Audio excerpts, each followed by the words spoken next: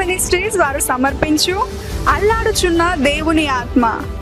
దేవుని పరిశుద్ధ నామమునకు స్తుతి కలుగును గాక. ప్రియమైన సహోదరి సహోదరులరా, మీ అందరికీ ప్రభువైనటువంటి యేసుక్రీస్తు ప్రశస్తమైన నామంలో నేను మీకు శుభాలు తెలియజేస్తా ఉన్నా. మీరందరూ కూడా బాగున్నారు కాదు? చాలా బాగున్నారు, చాలా సంతోషం. మీ అందరి క్షేమం కొరకు మేము ప్రార్థన చేస్తున్నాం. మీరు మా కొరకు కూడా ప్రార్థన చేయడం ద్వారా మేము కూడా క్షేమంగా ఉన్నాం. ఈ రీతిగా మరొకసారి దేవుని సన్నిధానంలో కలుసుకొని దేవుని స్తుతించడానికి దేవుడు గొప్ప కృపను మన ఎడలాగా దేవుడు కృప చూపించాడు. ప్రియులారా, దేవుని యొక్క వాక్యాన్ని విందాం.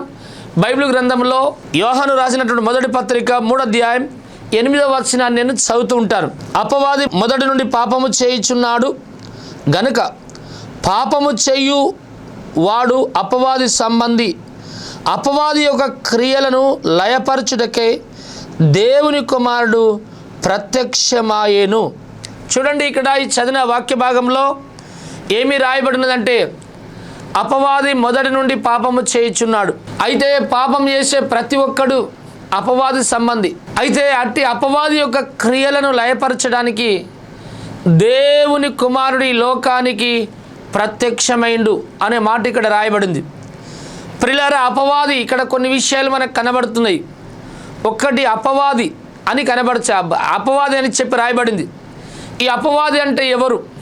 అపవాది అంటే సైతాను, లేదా సాతానే కాకుండా వాని పేరు ఇంకెన్నో ఊర్లు ఉన్నాయి. వాని దయ్యము అని కూడా అనుకోవచ్చు. ఈ అపవాది అనే దయ్యం మొదటి నుండి పాపం చేస్తూ ఉన్నాడు. అయితే ఈ అపవాది చేసినటువంటి పాపపు యొక్క క్రియలు ఈ భూమి మీద ఉన్న ప్రతి మానవుడు, ఏ మానవుడైతే చేస్తున్నాడో పాపం చేసిన ప్రతి మానవుడు ఆ అపవాది యొక్క సంబంధి అనే మాట రాయబడింది. అదే కాకుండా మూడవది ఏంటంటే, ఇట్టి అపవాది క్రియలను లయపరచడానికి దేవుని కుమారుడుగా యేసు క్రీస్తుల వారు ఈ లోకానికి వచ్చారు. దీన్ని మనం అర్థం చేసుకోవాలి. ప్రియులారా, అపవాది అనేవాడు మొదటి నుండి పాపం చేస్తూ ఉన్నాడు. వానిలో నీతి లేదు, వానిలో నిజాయితీ లేదు, వానిలో పరిశుద్ధత లేదు, వానిలో ఆ యొక్క పవిత్రత లేదు, వానిలో యథార్థత లేదు, వానిలో నీతి నిజాయితీ లేదు. ఈ అపవాది అనేటటువంటి వాడు మొదటి నుండి పాపం చేస్తూ ఉన్నాడు. ఈ అపవాదికి ఉన్న పేర్లు ఎన్నో ఉన్నాయి, కానీ ఈ అపవాదికి ఉన్నటువంటి మొట్టమొదటి పేరు ఏంటంటే లూసిఫర్ అనే పేరు విడిది. ప్రియులారా, దేవుడు ఈ భూమిని, ఆకాశం, చెట్లు, గుట్టలు, సమస్త జీవులు, సూర్య చంద్ర నక్షత్ర గ్రహాలు ఆయన కలిగించినప్పుడు ఆ యొక్క భూమి ఆకాశం ఆదాముకు పూర్వం ఈ భూమి ఆకాశానికి దగ్గర సంబంధం ఉండేది. ఈ భూమి మీద మానవులు ఉండేవారు, రాజులు ఉన్నారు, అధికారులు ఉన్నారు, రాజ్యాంగాలు ఉన్నాయి, రాజులు తమ పరిపాలన చేస్తూ ఉన్నారు. అదే కాకుండా పరలోకంలో దేవుడు సింహాసనాసనుడై కూర్చున్నాడు. దేవలోకంలో దేవదూతలు ఉన్నారు, కోటాను కోట్ల దేవదూతలు. అందులో ప్రధానమైనటువంటి వారిగా ఒక ముగ్గురు దేవుడు ఏర్పాటు చేసుకున్నాడు. ఒకటి మీకాయేలు దూతను, రెండోది గబ్రియేలు దూతను, మూడోది లూసిఫర్ దూతను. ఈ ముగ్గురికి 3 రకాలైన కార్యక్రమాలు అప్పగించి బాధ్యతలు అప్పగించాడు. అందులో ఈ యొక్క లూసిఫర్కి అప్పగించిన బాధ్యత ఏంటంటే, పరలోకంలో ఉన్నటువంటి కోటాను కోట్ల దేవదూతలు, కెరూబులు, సెరుబులను దేవుణ్ణి స్తుతించులాగున వారిని ప్రేరేపించి దేవుణ్ణి ఆరాధించులాగున వారిని నడిపించాలి. రెండవది, భూమి మీద ఉన్న ప్రతి మానవులను కూడా పుట్టించిన దేవుడు ఎవరైతే ఉన్నారో ఆ యేసుక్రీస్తుల వారిని స్తుతించి, సన్నదించి, ఆరాధించి, మయంపరిచి, గణపరిచేటట్లుగా చేయవలసినటువంటి స్తుతి ఆరాధన చేసి దేవుని గణపరిచి, పూజించి, ఆరాధించే బాధ్యత లూసిఫర్ అనే దేవదూతకు దేవుడు అనుగ్రహించాడు. ప్రియులారా, ఈ లూసిఫర్ అనే దేవదూత భూమి మీద ఉన్న మానవులు, రాజులు, రాజులు కానీ, సింహాసనాలు కానీ, అధిపతులు కానీ, పరలోకంలో ఉన్నటువంటి ఆ యొక్క దూతలు, కెరూబులు, సెరుబులు, కోటాను కోట్ల దేవదూతలు కానీ, వీరందరూ కూడా యేసుప్రభును దేవాది దేవుని స్తుతించండి అంటే లేచి స్తుతిస్తూ ఉన్నారు. వద్దు కూర్చుండండి అంటే కూర్చుంటున్నారు, అంటే లెగండి అంటే లేస్తున్నారు, కూర్చోండి అంటే కూర్చుంటున్నారు, స్తుతించండి అంటే స్తుతిస్తున్నారు, ఆపండి ఆగండి అంటే ఆగిపోతూ ఉన్నారు. ఇలాంటి కార్యాలు వాని ద్వారా జరుగుతున్నప్పుడు వానికి కాస్త మనసులో గర్వం వచ్చేసింది. ఏమిటంటే, దేవుడు ఒక్కడే సింహాసనం మీద కూర్చున్నాడు, భూమి మీద ఉన్న మానవులు, రాజ్యాలు కానీ, రాజులు కానీ, అధిపతులు కానీ ఈ పరలోకం ఉన్నటువంటి కోటాను కోట్ల దేవదూతలు, కెరూబులు, సెరూబులు కానీ నేను చెప్పినట్లే వింటున్నారు. మరి వీళ్ళు నన్ను కూడా స్తుతించమంటే స్తుతిస్తారు కదా, మరి నేను కూడా దేవుడి పక్కకు ఒక సింహాసనం వేసుకొని కూర్చుంటే పోపుంటుండని తన మనసులో అనుకున్నప్పుడు, దేవుడు తన హృదయ రాశిని నెరిగినటువంటి వాడు కాబట్టి వాడు ఆలోచించినటువంటి లోపల గర్వపడిన గర్వాన్ని తెలుసుకొని వెంటనే వాడిని కర్రెగా గడ్డ సర్పంగా మార్చి అక్కడి నుండి త్రోచివేసినప్పుడు వాడు అక్కడి నుండి మేలుకోలు తిరుక్కుంటా వాడు ఎక్కడికి వచ్చాడంటే డైరెక్ట్ వాయుమండలం వచ్చి పడిపోయాడు. ప్రియులారా, విషయాన్ని మనం చూడాలి. రెండోది, వాయుమండలంలో ఉన్నటువంటి వాడు ఆనాటి ప్రజలను మోసం చేసి పాపంలోని నడిపిస్తాడని ఆ యొక్క దేవుడికి అర్థమైపోయి ఆనాటి ప్రజలను దేవుడు భూమి నుండి తూములు పుట్టించిన ఆదాముకు పూర్వ సృష్టిలో దేవుడు భూమి నుండి తూములు పుట్టించి వాళ్ళని తీసేసుకున్నాడు. అప్పుడు ఆ భూమి నిరాకారంగా శూన్యంగా అయిపోయింది. ఆ తర్వాత ఆదాము సృష్టిలో దేవుడు జలములపై అల్లాడి ఒక చోటన కూర్చుండి ఆరిన నేల కలగజేశాడు, వెలుగును కలగజేశాడు, పైనీళ్ళు పైకి, కింది నీళ్ళు కిందికి పోయేటట్టు చేసి అట్లా 5 రోజులు సృష్టిని, ఆకాశం, భూమి, సూర్య, చంద్ర, నక్షత్ర గ్రహాలను కలిగించి 6వ నాడు నేల నుండి మట్టిని తీసి నాసికరంధ్రంలో జీవవాయువును ఊదినప్పుడు నరుడు జీవించి ప్రాణయిండు. ఆ తర్వాత గాఢ నిద్ర కలగజేసి సాటి అనే సహాయం ఆదాముకు కలగజేసిండు. అయితే వారినిద్దరిని ఆశీర్వదించి ఆ మొదటి మనిషికేమో, మానవుడికేమో ఆదాము అని పేరు పెట్టాడు. ఆదాము నుండి తీయబడినటువంటి పక్కడెంకనేమో స్త్రీనిగా కలగజేసి అవ్వమ్మ అని పేరు పెట్టాడు. వాళ్ళిద్దరినీ వివాహం జరిగించి ఏదైనా వనములు అందించారు. ఏదైనా వనంలో ఉంచి ఈ తోటలో ఉన్నటువంటి పండ్లన్నీ మీరు తినండి అన్నాడు, ఈ తోటను శ్వేద్దం చేయండి అన్నాడు, దీన్ని కాయండి అన్నాడు. అదే కాకుండా మీరు భూమిని నింపి భూమిని ఏలండి అని చెప్పాడు. అయితే అన్ని పండ్లు తినండి కానీ ఈ తోట మధ్యలో ఉన్నటువంటి జీవవృక్ష ఫలాన్ని తినద్దని చెప్పినప్పుడు సాతాను, వాయుమండలంలో ఉన్నటువంటి ఆ సాతానుడు పాము రూపంలో ఆ యొక్క ఏదైనా వనంలో ప్రవేశించి ఆదాము అవ్వలను మోసం చేశాడు.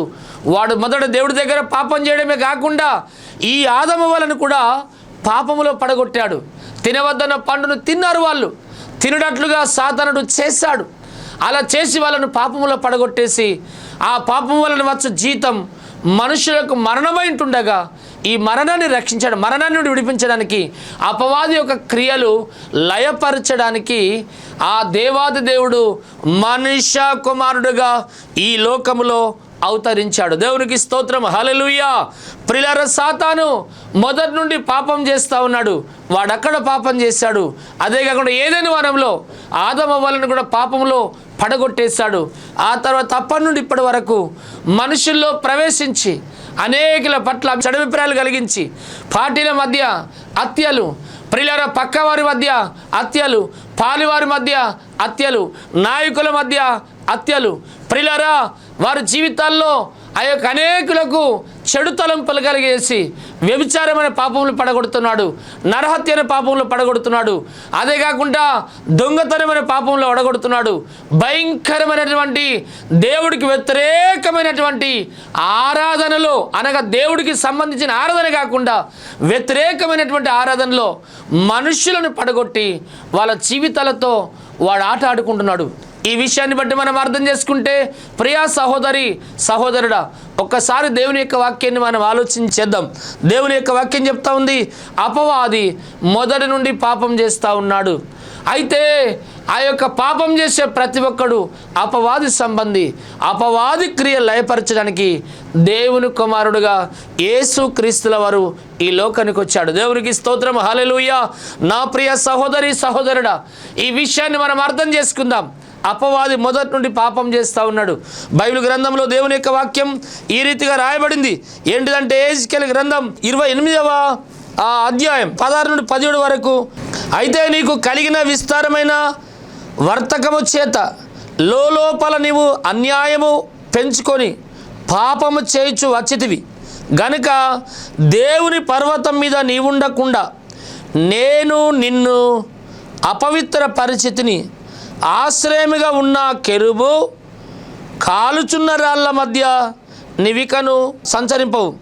నేను నాశనం చేసి తిని నీ సౌందర్యము చూచుకొని నీవు గర్వించిన వాడవై నీ తేజస్సును చూచుకొని నీ జ్ఞానమును చెరుపుకొంటివి, కావున నేను నిన్ను నేలను పడవేసేదను, రాజులు చూచుచుండగా నేను ఏలనకు అప్పగించేదను. చూడండి ప్రియులారా, ఇక్కడ ప్రియులారా లోపల వాని సౌందర్యాన్ని చూసుకొని గర్వపడాడట, వాడి జ్ఞానాన్ని బట్టి గర్వపడ్డాడట, వాడి టాలెంట్ని బట్టి గర్వపడ్డాడట, వాడుకున్న విద్యను బట్టి గర్వపడ్డాడట. లోపల నువ్వు గర్వపడ్డావని బైబిల్ సెలవిస్తుంది. ఆ గర్వాన్ని బట్టి దేవుడు వాని వాయుమండలంను త్రోచివేసిండు అనే మాట రాయబడింది. ప్రియులారా, ఈ సాతాను అడైనటువంటి వాడు ఎక్కడున్నాడో తెలుసా? వాయుమండలంలో ఉన్నాడు. వాయుమండలంలో ఉండి వాడొక స్థావరాన్ని ఏర్పాటు చేసుకున్నాడు. వాయుమండలంలో ఉండి వాడొక ప్రభుత్వాన్ని ఏర్పాటు చేసుకున్నాడు.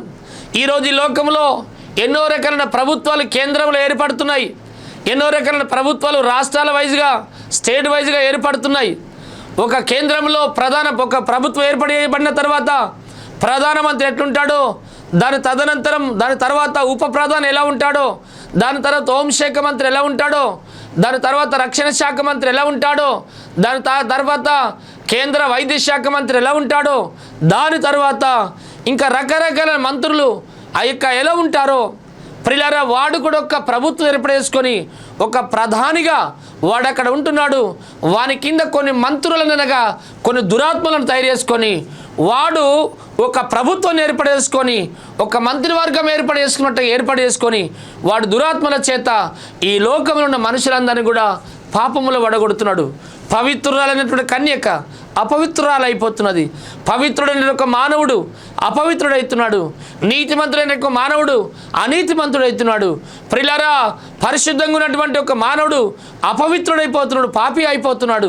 ప్రియులారా, చక్కగా ఉన్నటువంటి ఒక మనిషి హాని కలిగించకుండా ఉన్నటువంటి ఒక మానవుడు ఇలాంటి ఆత్మలను, దురాత్మలను మనుషుల మీదకి పంపి నరహంతకులుగా చేస్తున్నాడు, వ్యభిచారులుగా చేస్తున్నాడు, దొంగలుగా చేస్తున్నాడు, అబద్ధికులుగా చేస్తున్నాడు, విగ్రహారాధికులుగా చేస్తూ ఉన్నాడు. సృష్టికర్తన దేవుని పూజించే బదులు సృష్టిని ఆరాధిస్తూ చేస్తూ ఉన్నాడు. ఇలాంటి పాపాల్లో మనుషులను వాడు పడగొడుతూ అనేక రకాలైనటువంటి చిత్రహింసలు చేస్తూ ఉన్నాడు. నా ప్రియ సహోదరి సహోదరుడా, ఈరోజు వరకు నీ జీవితాల్లో నువ్వు ఎటువంటి పాపంలో ఉన్నావో తెలుసా? నువ్వు ఒక పాపంలో పడిపోయావంటే అది నీవు కాదు, నీలో నుండి సాతాను నిన్నొచ్చి పాపములు పడగొడతా ఉన్నాడు, శాపములు పడగొడతా ఉన్నాడు. ప్రియులారా, భయంకరమైన హత్యలో పడగొడతా ఉన్నాడు, వ్యభిచారంలో పడగొడతా ఉన్నాడు, భయంకరమైన పాప జీవితంలో నేను నీ కుటుంబాన్ని పడగొడతా ఉన్నాడు. ప్రియులారా, దేవుని యొక్క వాక్యం చెప్తుంది, అపవాది క్రియలు అట్టి క్రియలను లయపరచడానికి దేవుని కుమారుడుగా యేసుక్రీస్తుల వారు ఈ లోకానికి ప్రత్యక్షమైండు. నా ప్రియ సహోదరుడా, ఈ వాక్యాన్ని వింటున్నటువంటి నీవు, నేను కూడా అపవాది చేత మోసపోయానే, నిజంగా పవిత్రంగా ఉండవలసిన నా జీవితాన్ని అపవిత్రపరచుకున్నానే, పాపపు జీవితంలో నేను జీవిస్తున్నానే, నిజంగా నా జీవితాల్లో ఏ తప్పు అయినటువంటి నేను నరహంతకుని అయిపోయానే, నిజంగా ఏ పాపం చేయనటువంటి నేను వ్యభిచారిని అయిపోయానే, నిజంగా ఏ తప్పు చేయనటువంటి నేను అబద్ధాలు ఆడుతున్నానే, ఇలాంటి పాపంలో ఆడిపోయి నిజంగా నేను మునిగిపోయానని చెప్పి నువ్వు అనుకుంటుండొచ్చు. నా ప్రియ సహోదరుడు అటువంటి స్థితిలో ఉన్నాయేమో. అయితే నీ జీవితాల్లో నిన్ను నాశనం చేయడానికి, అటువంటి పాపంలో పడగొట్టడానికి ఎవరు ప్రేరేపించారో తెలుసా? సాతానుడు ప్రేరేపిస్తూ ఉన్నాడు. ప్రియ సహోదరుడా, కారణం ఏంటంటే వాడు మొదటి నుండి పాపం చేసినటువంటి వాడు అట్టి పాపం చేస్తూ అనేకులను పాపంలోకి నడిపిస్తూ ఉన్నాడు. దేవుని యొక్క వాక్యం చెప్తుంది, అట్టి పాప క్రియలు లయపరచడానికి దేవుని కుమారుడు యేసుక్రీస్తుల వారు ఈ లోకానికి వచ్చాడు. నా ప్రియ సహోదరుడా, ఏ స్థితిలో నువ్వు పాపంలో పడిపోయినావో ఈరోజు ఒకసారి గుర్తు చేసుకో. దేవుని యొక్క వాక్యం చెప్తా ఉంది, అపవాది మొదటి నుండి పాపం చేస్తూ ఉన్నాడు. అపవాది క్రియలు లయపరచడానికి దేవుని కుమారుడు ఈ లోకానికి వచ్చాడు. ఈరోజు నేను బోధించే అంశం ఏంటంటే, సాతానును జయించుట ఎట్లు అనే అంశాన్ని గురించి నేను కొద్ది నిమిషాలు మాట్లాడబోతున్నాను. ప్రియులారా, ఈ సాతానును చాలామంది జయించలేక ఓడిపోతున్నారు, చాలామంది ఓడిపోతున్నారు, జయించలేక అపజయం పొందుతున్నారు. చాలామంది సాతాను యొక్క చేతుల్లో మనుషులు ఆ యొక్క ఓటమి పాలైపోయి అమూల్యమైన తన జీవితాన్ని అపవిత్రపరుచుకుంటున్నారు. వారి జీవితంలో ఫెయిల్ అయిపోతూ ఉన్నారు. ప్రియులారా, అటువంటి సాతాను యొక్క క్రియలు, సాతాను యొక్క పాపాలు, సాతాను యొక్క పద్ధతిలో నువ్వు నడుస్తున్నామో నువ్వు సాతాను యొక్క సంబంధివి. ప్రియులారా, అటువంటి ఒకవేళ నేను అలాంటి పాపాలు చేయొద్దని అనుకున్నాను కానీ సడన్లీ చేయడం జరిగింది అనేటువంటి పాపంలో ఉన్నా ఎవరు నన్ను విడిపిస్తారని నువ్వు అనుకుంటున్నామో, ఎవరు నన్ను తప్పించేవారు లేరని నువ్వు అనుకుంటున్నామో, ప్రియులారా, నేను మీకు ఒక శుభవార్త చెప్పడానికి వచ్చాను. ఇదే యోహాను రాసిన మొదటి పత్రిక 3:8 ఆ యొక్క చివరి 2వ లైన్లో ఏమి రాయబడిందంటే, అపవాది క్రియలు లయపరచడానికి దేవుని కుమారుడుగా 2024 సంవత్సరాల పూర్వం ఆ పరమాత్ముడే పరలోక భాగ్యం విడిచిపెట్టి ఆయన భూలోకములో నరుడుగా అవతరించాడు. ఆ పరమాత్ముడి భూలోకంలో అవతరించి 33.5 సంవత్సరాల లోకంలో సంచారం చేశాడు. రోగాల చేత పీడింపబడుతున్న వారిని బాగు చేశాడు. సాతాను మంత్రాలు దయ్యాల చేత పీడింపబడుతున్న వారిని విడుదలిచ్చాడు. అదే కాకుండా సమాధి నుండి సచ్చిన వారిని లేపాడు. సర్వలోక మానవుల కొరకు సిలువలో యేసుప్రభుల వారు చనిపోయారు. ఆయన మరలా తిరిగి ఆయన సజీవుడిగా లేచాడు. దేవునికి స్తోత్రం. మరణము ఆయనను ఆపలేదు, పాపపు కట్లు బంధకాలను ఆపలేవు. ప్రియులారా, ఆయన సజీవుడిగా తిరిగి లేచినటువంటి వాడు. ఒక్కసారి మృతుడనైతిని కానీ యుగ యుగాలకు నేను సజీవుడనైనటువంటి నేను దేవుడనని చెప్పి యేసుక్రీస్తుల వారు సెలవిచ్చారు. ఆ సజీవుడైన దేవుడు నీకున్నాడు. ఆ సజీవుడైన దేవుడు నేను బ్రతికించగలడు. ఆ సజీవుడైన దేవుడు నిన్ను విడిపించగలడు. ఆ సజీవుడైన దేవుడే నీ పాపాలను విడిపించి పవిత్రులుగా చేయగలడు. ప్రియులారా, ఆ సజీవుడైన దేవుణ్ణి మీరు ఎంతమంది కలిగి ఉండాలనుకుంటున్నారు? ఎంతమంది ఆయన సన్నిధికి రావాలనుకుంటున్నారు? ఎంతమంది ఆయన సన్నిధికి మీరు చేరాలనుకుంటున్నారు? ఎంతమంది మీ జీవితాల్లో ఆ ప్రభువుని మీరు కలిగి ఉండాలనుకుంటున్నారు? ప్రియులారా, మన జీవితాల్లో ఆ సజీవుడైన దేవుణ్ణి మనం కలిగి ఉంటే ప్రియులారా, దేవుడు మన జీవితాల్లో తప్పకుండా మనకు విజయం ఇస్తూ ఉంటాడు. ప్రియులారా, సాతానును మనం జయించాలంటే ఏమి చెయ్యాలా? ఏం చేస్తే సాతానును మనం జయిస్తాం? చూడండి ప్రియులారా, దేవుని యొక్క వాక్యంలో ఏం చేస్తే సాతానును మనం జయిస్తామంటే బైబిల్ గ్రంథంలో యాకోబు పత్రిక 4వ అధ్యాయం 7వ వచనాన్ని ఇక్కడ చదివినట్లయితే ఏం రాయబడిందంటే, కాబట్టి దేవునికి లోబడి ఉండుడి, అపవాదిని ఎదిరించుడి, అప్పుడు వాడు మీ యొద్ద నుండి పారిపోవును. దేవునికి స్తోత్రం. ప్రియులారా, సాతానుకు చాలామంది చోటిస్తున్నారు. సాతానును ఎదిరించలేకపోతున్నారు. సాతానును ఓడించలేకపోతున్నారు. సాతానును జయించలేకపోతున్నారు. ప్రియ సహోదరుడా, మన జీవితాల్లో మనం సాతానును జయించాలంటే మనం చేయవలసిన పని ఏంటంటే దేవునికి మనం లోబడాల. దేవునికి లోబడినప్పుడు అపవాది మన దగ్గర నుండి పారిపోతూ ఉంటాడు. ప్రియులారా, మన దేవుడికి మనం లోబడినప్పుడు అపవాది మనం తప్పకుండా జయిస్తాం. దేవునికి లోబడడం అంటే దేవుని దగ్గరికి రావటం. దేవునికి లోబడడం అంటే దేవుని యందు విశ్వాసం ఉంచటం. దేవునికి లోబడడం అంటే దేవుణ్ణి నమ్మటం. దేవునికి లోబడడం అంటే దేవుణ్ణి మన హృదయంలో చేర్చుకొని ఆయన యందు విశ్వాసం ఉంచి రక్షణ మారు మనసు బాప్తిస్మం పొంది ఆ ప్రభు కొరకు జీవించడమే దేవుని నమ్మడము. దేవునికి స్తోత్రం, హల్లెలూయా. ప్రభు కొరకు జీవించడమే దేవునికి లోబడి ఉండడం. ప్రియులారా, బైబిల్ చెప్తా ఉంది, దేవునికి లోబడి ఉండుడి, అపవాదిని ఎదిరించుడి, అప్పుడు వాడు మీ యొద్ద నుండి పారిపోతూ ఉంటాడు. మన దేవుడికి లోబడకుండా అపవాదిని ఎదిరించలేం. దేవునికి లోబడకుండా సాతానును మనం జయించలేం. దేవునికి లోబడకుండా సాతానును మనం తరిమి కొట్టలేం. ప్రియమైన సోదరి సోదరుడా, మన జీవితాల్లో ఒకసారి ఇప్పటి వరకు నువ్వు ఎదిరించలేకుండా ఉన్నాయేమో, వారు జయించలేకుండా ఉన్నాయేమో. ప్రియులారా, దేవుని యొక్క వాక్యం చెప్తుంది, సాతానును మనం జయించాలంటే మనం చేయవలసిన పని దేవునికి మనం మొదట చోటియాలి. యేసయ్యా, నా జీవితాన్ని నీకు అంకితం చేసుకుంటున్నా, నువ్వే నాకు దిక్కు, నువ్వే మాకు ఆధారం, నువ్వే మా నాయకుడు, నువ్వే మా బోధకుడు, నువ్వే మా కాపరివి, నువ్వే మా రాజు, మా యజమానుడు నువ్వే అని చెప్పి దేవుని యొక్క సర్వాధికారానికి మనం అప్పగించుకున్నప్పుడు దేవుడు మనలోచి నివసించి మనల్ని నడిపిస్తాడు. కనుక సాతాను ఓడిపోతాడు, వాడిని తరిమి కొట్టచ్చు మనం. దేవునికి స్తోత్రం. ప్రియులారా, దేవుని యొక్క వాక్యం చెప్తా ఉంది, 91 దావీదు కీర్తన 1వ వచనంలో ఏమి రాయబడిందంటే, మహోన్నతుడు చాటున నివసించువాడే సర్వశక్తి నీడను విశ్రమించువాడు. అంటే ఆ మహోన్నతుడు చాటునకు రావాలి, ఆయనను అంగీకరించాలి, ఆయన నమ్ముకోవాలి, ఆయనకు పరిపూర్ణంగా మనకు తప్పకుండా దేవుడికి మనం లోబడాలి. ఆ దేవుడికి మనం లోబడినప్పుడు అపవాదిని మనం ఎదిరించిన వారమవుతాం, అపవాదిని జయించిన వారమవుతాం. అపవాది పారిపోతాడు, ఓడిపోతాడు. దేవుడికి స్తోత్రం. రెండవది ఏంటంటే, ఆ సాతానును మనం జయించాలంటే ఏం చేయాలి? రెండవది ఉపవాస ప్రార్థన చేయాలి. ప్రియులారా, యేసుక్రీస్తుల వారు సెలవిచ్చారు. అదే మార్కు సువార్త 9వ అధ్యాయం 29వ వచనంలో ఏం రాయబడిందంటే, అందుకు ఆయన ప్రార్థన వలననే గాని మరి దేని వలనను ఈ విధమైనది వదిలిపోవుట అసాధ్యమని వారితో చెప్పిండు. ఇక్కడ ప్రార్థన వలనే అనే మాటకు ఫుట్నోట్స్లో ఏమి రాయబడిందంటే, ఇక్కడ రాయబడింది బైబిల్ గ్రంథంలో ఆ యొక్క ఉపవాస ప్రార్థన ఉపవాసం వలనే అని కూర్చబడింది. అంటే ప్రియులారా, సాతానుని మనం జయించాలంటే మనం ఏం చేయాలంటే ఉపవాస ప్రార్థన చేయాలి. బైబిల్ గ్రంథంలో మనం చదివితే ఆనాడు అబ్రహాము కుమారుడైనటువంటి ఇస్సాకు భార్య కావడానికి, ఇస్సాకు భార్య కొరకు ఎలియాజర్ అనే వ్యక్తి నావోరు పట్టణంకి వెళ్ళి ఊరు వెలుపల బావి దగ్గర తాను 10 మంది ఒంటెలను 10 మంది దాసులను మోకరింపజేసి సాయంత్రం దాకా అన్నపానములు పుచ్చుకోకుండా మోకరించి ప్రార్థన చేసినప్పుడు దేవుడు ఇస్సాకు కావలసిన భార్యను రిబికను అదే బావి దగ్గరికి నడిపించాడు. అట్లనే ప్రియులారా, మనం ఉపవాసం చేసినప్పుడు అది ఎటువంటి సమస్యను ఎటువంటి శోధనైనా సరే మనం జయించగలుగుతాం. ఉపవాస ప్రార్థన మనం చేయాలని బైబిల్ సెలవిస్తూ ఉంది. ప్రియులారా, అదే కాకుండా ఎస్తేరు గ్రంథం 4వ అధ్యాయం 1 నుండి 6 వరకు ఎస్తేరు యూదులు దేవుని సన్నిధిలో యెహోవా దేవుణ్ణి అనగా సృష్టికర్తల దేవుణ్ణి సేవిస్తూ ఉన్నారు. ప్రియులారా, ఆనాడు ఆమాను అనేటటువంటి వాడు ఇశ్రాయేల్ ప్రజలకు వ్యతిరేకంగా అనగా యూదా జనాంగానికి వ్యతిరేకంగా రాజును ప్రేరేపించి ఒక ఉరికొయ్యను రెడీ చేశాడు. ఆ ఉరికొయ్య మీద ఆ యొక్క యూదా జనాంగాన్ని ఒక్కరిని కూడా మిగిలనీయకుండా అందరిని చంపేయడానికి ప్రయత్నం చేశాడు.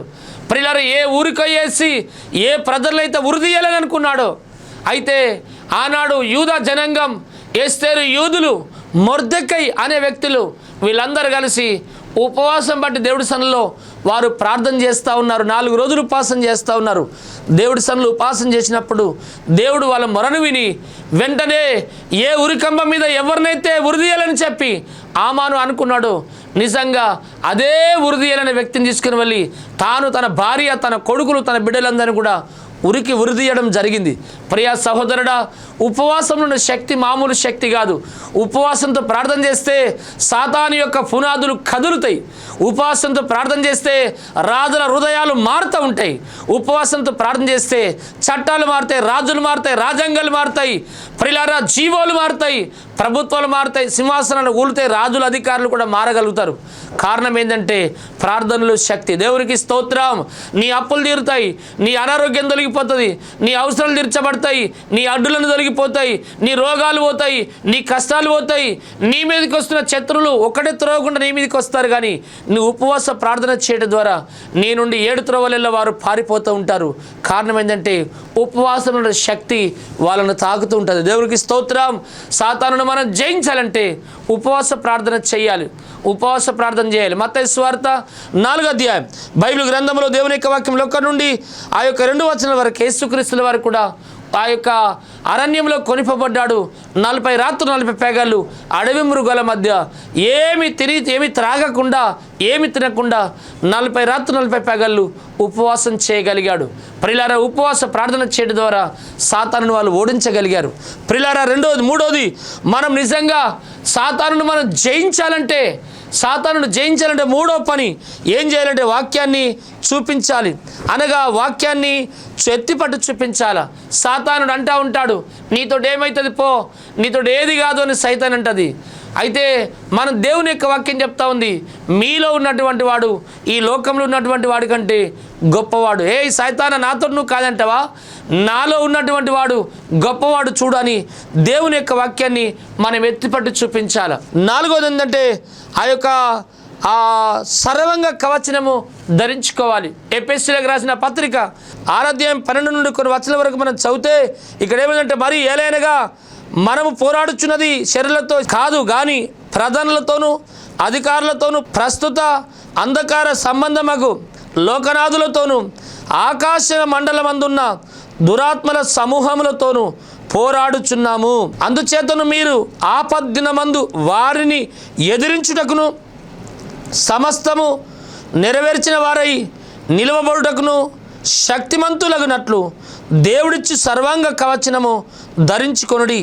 ఏలైనగా మీ నడుమునకు సత్యమైన దట్టిని కట్టుకొని నీతనే మైమర్పు తొడుక్కొని పాదములకు సమాధాన సువార్త వలనైన సిద్ధ మనసును తొడుక్కొని నిలవబడుటకు శక్తిమంతులగునట్లు ఇవన్నీ గాక విశ్వాసమైన డాలును పట్టుకొనుడి, దానితో మీరు దుష్టుని అగ్నిబాణములన్నిటినీ చల్లార్చుటకు శక్తిమంతులగుదురు.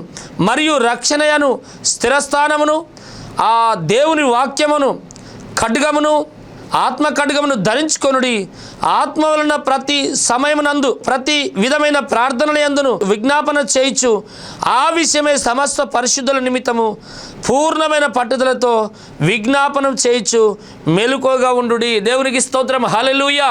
ప్రియులారా, సాతానును జయించాలంటే మనం చేయవలసిన పని ఏంటంటే సర్వాంగ కవచనం ధరించుకోవాలా, రక్షణ స్థిరస్థానం ఉండాలంట. అంటే రక్షణ పొందుకోవాలా. ఆ యొక్క ఆత్మీయ ఖడ్గం అంటే దేవుని యొక్క వాక్యం చదవాలా, చదివిన వాక్యాన్ని వినాలా, విన్న ప్రతి ఒక్కరు కూడా హృదయంలో దాచుకోవాలి.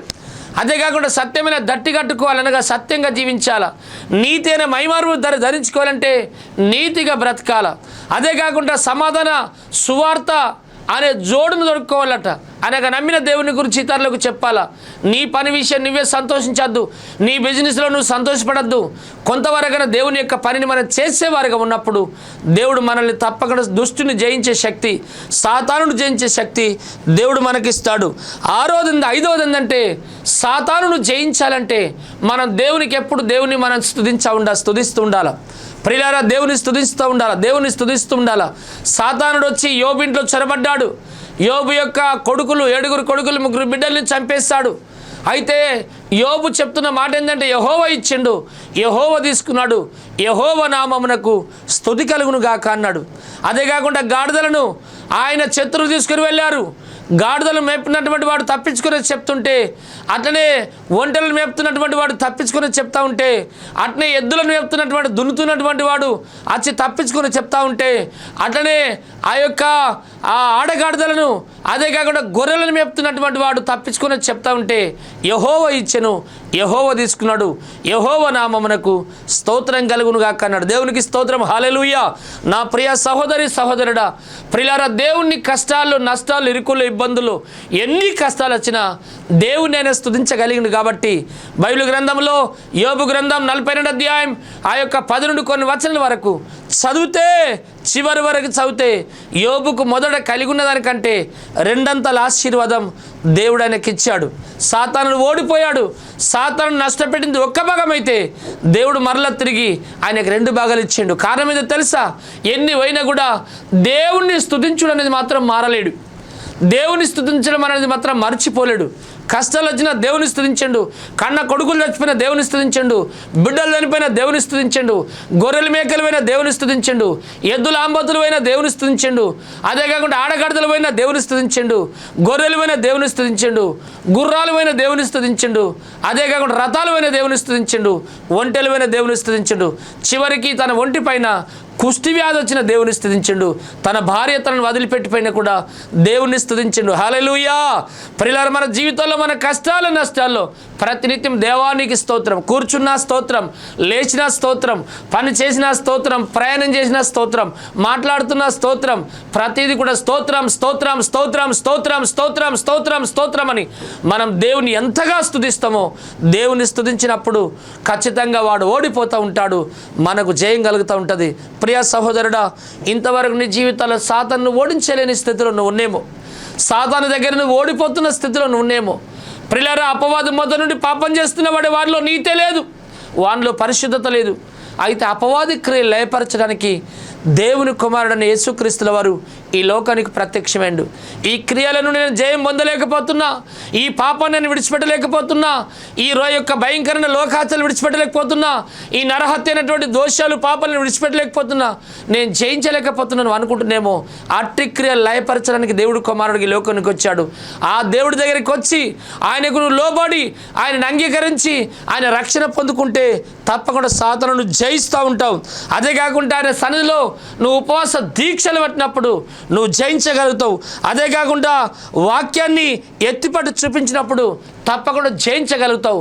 సర్వంగా కవచనము నువ్వు ధరించుకున్నప్పుడు వాడిని జయించగలుగుతావు. నిత్యము దేవునికి స్తోత్రాలు చెల్లిస్తున్నప్పుడు తప్పకుండా జయించగలుగుతావు.